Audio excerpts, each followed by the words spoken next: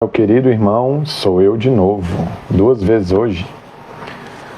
Lâmpada para os meus pés e luz para os meus caminhos é a tua palavra. Vamos para os Salmos de número 11, porque hoje eu estou um pouco mais de folga e pensando no que eu poderia fazer de melhor do meu tempo, não encontrei nada que seria melhor do que isso, né? Já para compensar também os dias que eu não fiz. Eu vou seguir a mesma metodologia da live passada. Eu espero que Deus atraia as pessoas para ouvir essa aula, essa pregação, essa ministração, essa palavra de Deus. Em Salmos 11, diz assim: No Senhor me refugio. Como então vocês podem dizer-me, fuja como um pássaro para os montes?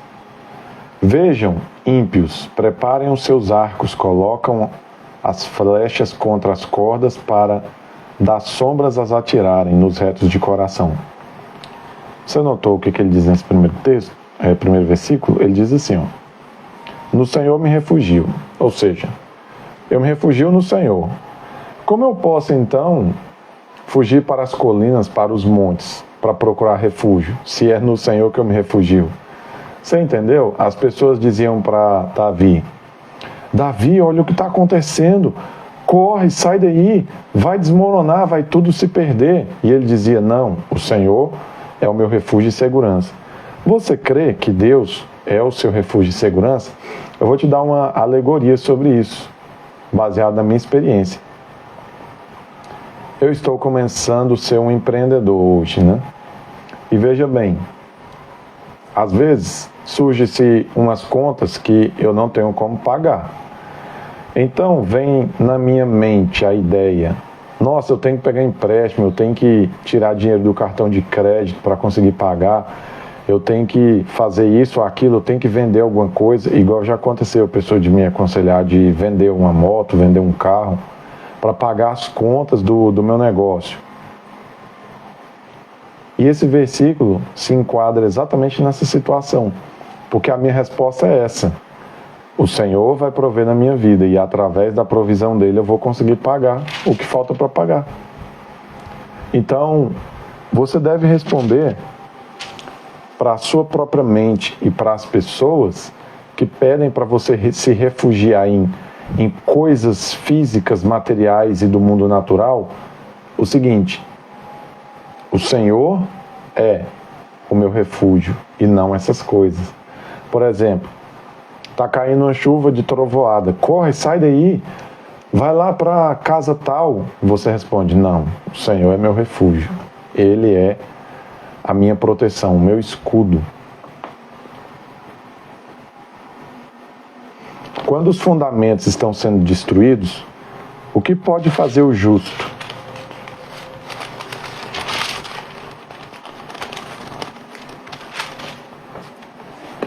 O Senhor está no seu santo templo. O Senhor tem o seu trono nos céus. Seus olhos observam, seus olhos examinam os filhos dos homens. O Senhor prova o justo, mas o ímpio... O Senhor prova o justo. Mas o ímpio e a quem ama a injustiça, a sua alma odeia.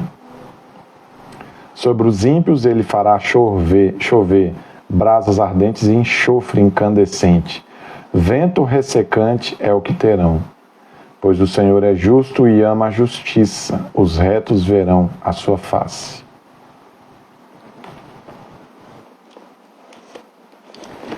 Você sabia que provações é algo que Deus traz só sobre a vida do justo?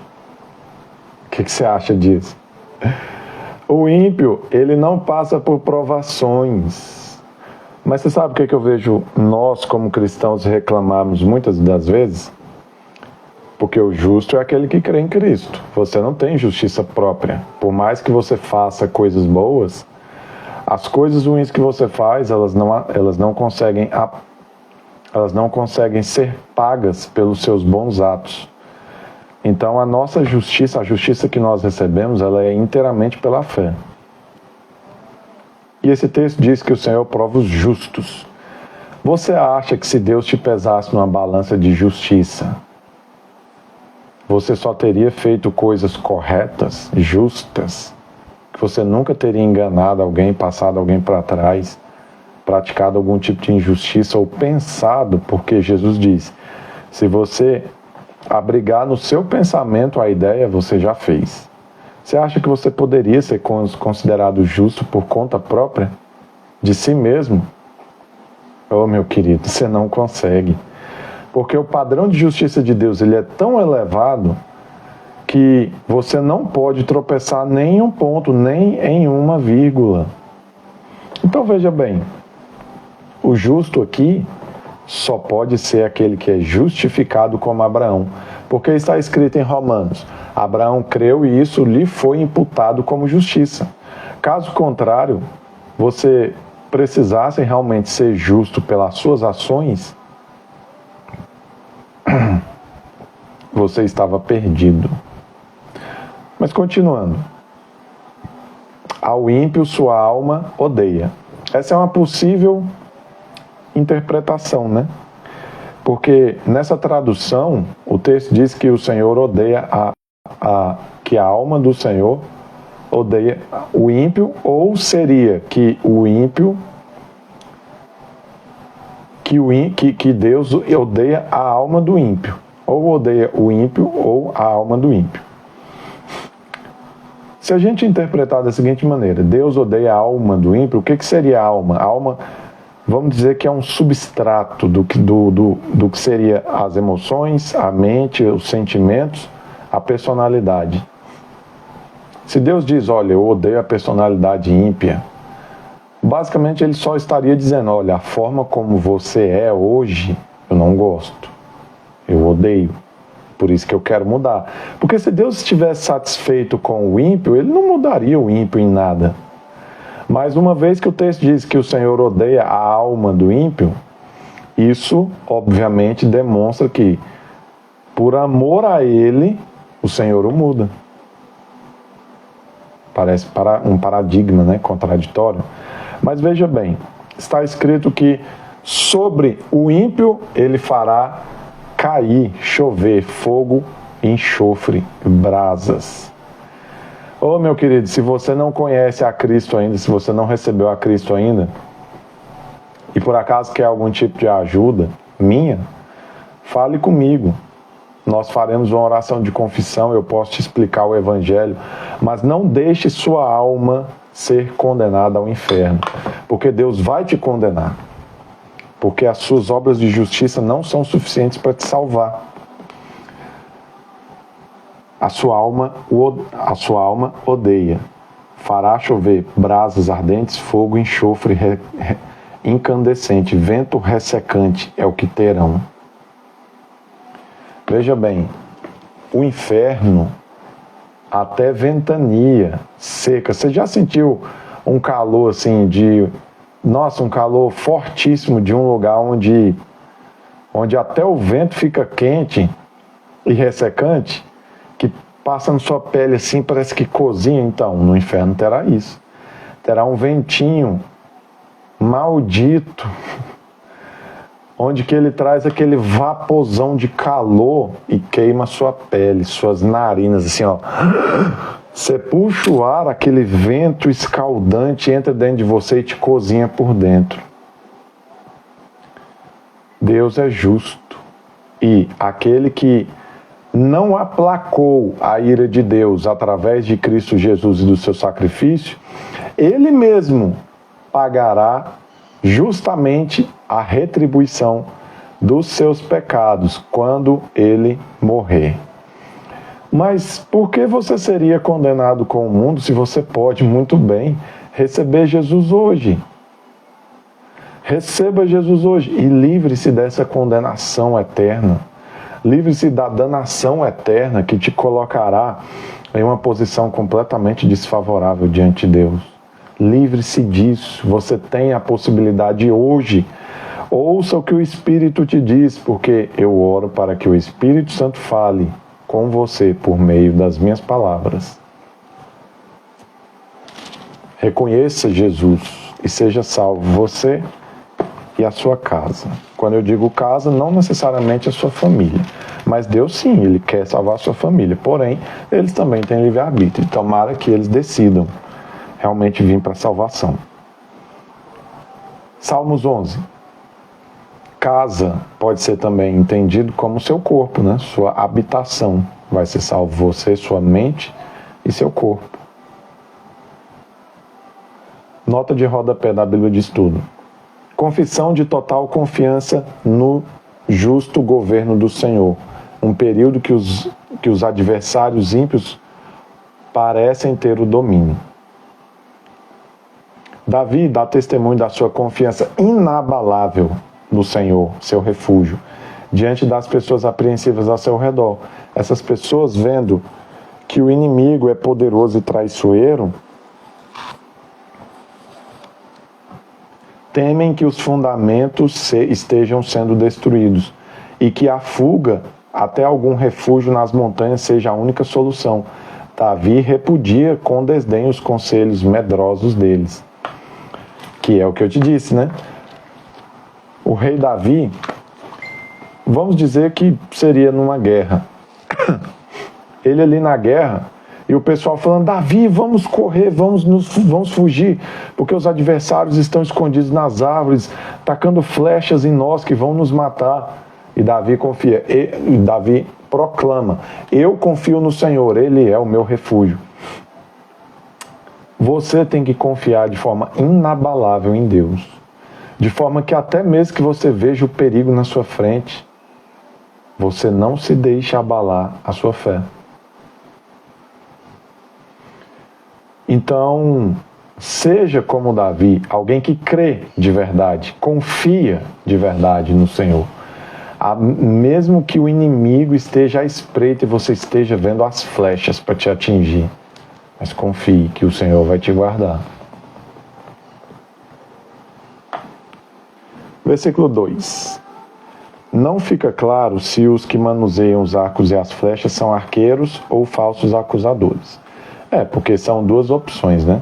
Às vezes Davi, ele usa essas alegorias de guerra, de batalhas, ou daquilo de agricultura ou pecuária, talvez, né?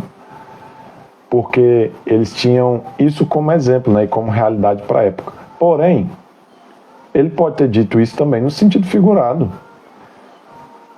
E não se tem uma opinião bem definida na teologia, se ele estava usando sentido figurado ou literal, relembrando alguma história de batalha. Versículo 3. Fundamentos da ordem mundial.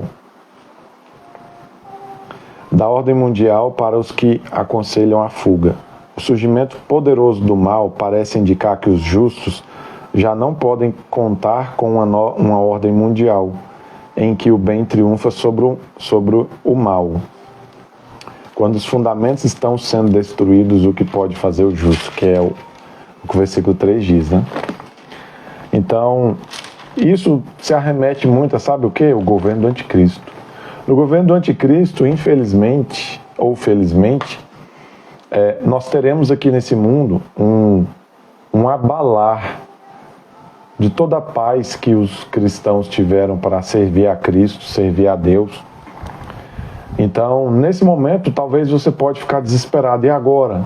Aquela ordem, aquela organização, aqueles fundamentos que eu tinha para viver minha vida cristã me foram tirados. Agora eu estou sendo perseguido, morto, apedrejado. O que eu devo fazer? Creia. E se for necessário, morra por Cristo, que você receberá uma ressurreição superior.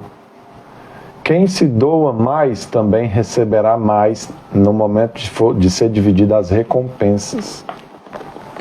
Salvação não é recompensa, você não pode fazer nada para comprá-la. Agora, o reinar com Cristo, para quem crê no milênio literal, sim, é recompensa. E do 4 ao 7 diz assim, resposta aos medrosos. O Senhor ainda está sentado com firmeza no seu trono celestial, e o Senhor, justo, discerne os justos, a fim de lhe dar um lugar na sua presença, ao passo que seu juízo vai chover sobre os ímpios. Que é aquilo que nós falamos, né? O Senhor é justo, por um lado, ele olha o justo, porém, por outro, ele olha também o ímpio. Então, ele vê o justo de um lado e ele abençoa o justo, mas ao mesmo tempo ele também vê o ímpio. E nesse mesmo tempo que ele vê o ímpio, ele traz sobre o ímpio a justa retribuição daquilo que ele faz, né? E por fim, o tormento eterno no lago de fogo. Não queira você aí ir para esse lugar, de maneira nenhuma, não queira isso. Mas quanto a você que crê em Cristo, o Senhor vê a sua dor. Você não está sozinho, passando nenhuma dessas coisas. Versículo 4. O Senhor está no seu santo templo, repetido palavra por palavra. Aqui a referência ao seu templo celestial. É porque poderia haver duas possibilidades, né? O templo de Jerusalém, aqui nesse mundo, numa cidade física, geográfica em Israel, ou o trono celestial na cidade santa, a cidade espiritual que existe no paraíso, né? No terceiro céu. Então aqui está se referindo ao terceiro céu. Versículo 6. Talvez relembre o juízo divino contra Sodoma e Gomorra. Isso. Ele pode estar se relembrando exatamente isso. Quando ele diz aqui, ó, ele fará chover brasas ardentes, fazendo uma alusão ao que aconteceu com Sodoma e Gomorra, que eram duas cidades cheias de homossexualismo. Versículo 7. Aqueles a respeito dos quais os medrosos se desesperavam, verão a sua face. A expressão hebraica traduzida por ver a face do rei denotava acesso ao rei. Compareça na minha presença. Às vezes se referia aos que serviam na presença do rei, conselheiros reais, aqueles que tinham acesso direto ao rei. Aqui Davi fala da liberdade especial de acesso ao rei celestial. Por certo, a referência diz respeito à sua presença no templo, a casa real terrestre de Deus. Mas esta não deixa de ser a presença daquele que está entronizado no céu. Pode também estar subtendido o acesso final ao templo celestial. Até mesmo os povos pagãos ao redor de Israel acreditavam que o homem continuava existindo depois da morte, porém só em algum tipo de existência vaga no mundo do além. Ou seja, né?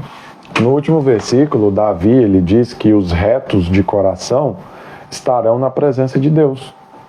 Mesmo os pagãos, os cananeus, os heteus, os reveus, os jebuseus, os gigarzeus, os filisteus e todos os povos que viviam ao redor de Israel,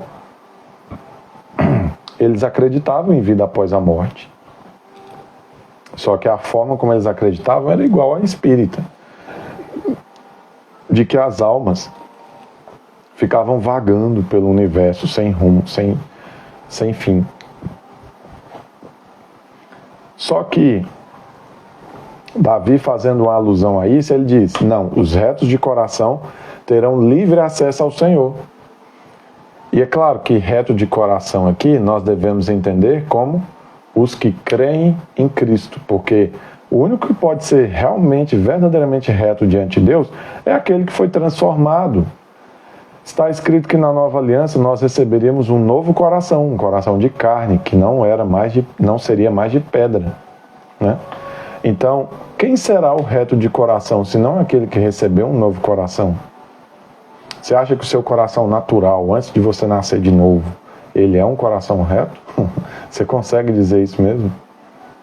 Você consegue dizer, não, meu coração só quer o bem, coisas boas, justas, certas, maravilhosas. Eu nunca desejo a mulher do meu próximo, nunca cobiço nenhuma mulher, nunca vejo uma pornografia, nunca xingo, nunca minto para ninguém. Você tem certeza que seu coração seria reto? Sem transformação do espírito? Então, no final das contas, isso é uma sombra da nova aliança, né? De que no novo coração que nós receberíamos, aí sim teríamos um coração reto, que nos daria acesso a Deus, não pelas obras de merecimento, mas porque Ele mesmo transformou o nosso coração e escreveu o nosso nome no livro da vida. Você acha que por melhor que você fosse, você conseguiria escrever o seu nome a si mesmo no livro da vida? Bem, então, mas fazendo um paralelismo, enquanto que os pagãos acreditam que nós morremos e ficamos vagando aleatoriamente, nós que cremos em Cristo sabemos que, por causa que somos justos pela fé e agora recebemos um novo coração que é reto, teremos livre acesso a Deus. Ou seja, não ficaremos vagando indefinidamente e sem saber para onde chegaremos, né? Estaremos, na verdade, na presença de Deus, do Rei, vivendo junto com Ele, na Nova Jerusalém. Aleluia! Amém? Então, receba essa mensagem. Vamos orar. Meu Pai, seja quem for que assistir essa mensagem, eu peço que o Senhor fale poderosamente na alma e no coração dessa pessoa, para que ela tenha um posicionamento de vida, ela tenha responsabilização com relação à forma como ela vive e reflita no lugar para onde ela vai. Senhor, que em nome de Jesus o Senhor mude o destino de todos nós e principalmente desse que me acompanha. Sua palavra vá e não volte vazia, antes produza todo o resultado pelo qual o Senhor envia. Assim seja, no nome de Jesus. Amém.